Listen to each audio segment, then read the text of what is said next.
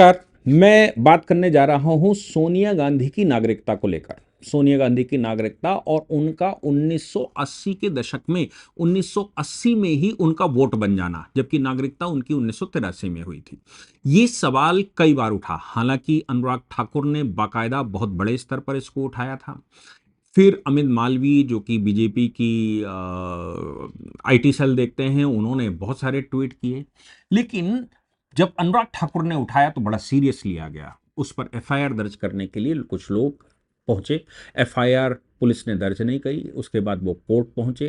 Court में सोनिया गांधी की तरफ से जो वकील प्रेजेंट हुए, उन्होंने निचली अदालत में, सीजेएम की कोर्ट में या सीएमएम की कोर्ट में उनको कन्विंस कर लिया कोर्ट को, और कोर्ट ने वो स्वीकार करने से मना कर दिया। बाद में वो सेशन सत्र न्यायालय गया और सत्र न्यायालय में अब उसकी बहस चल रही। मैं सत्र न्यायालय में क्या चल रहा है उसकी बात करूं, उससे पहले सोनिया गांधी जी के जो राजनीतिक कैरियर है, जो उनका राजनीतिक इतिहास है, उसके विषय में भी कुछ जानकारी लेना अति आवश्यक है।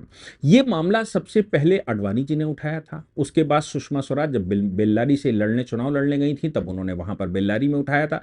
स्वराज संकल्प उन्होंने पास किया था, उसमें भी ये मुद्दा उठाया था और ये कहा था क्या किसी विदेशी मूल के व्यक्ति को।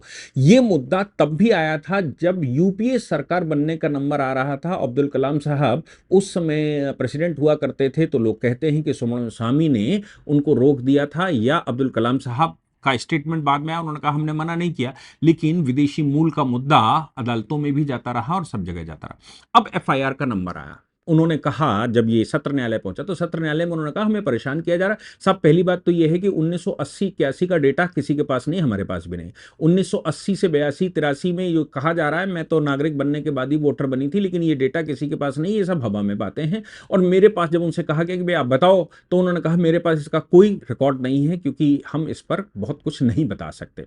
अब इस विषय पर एक और बात आती है कि न्यायालय से उन्होंने कहा कि ये चुनाव आयोग का विषय बनता है, वोटर लिस्ट का, ये अदालत का विषय नहीं है।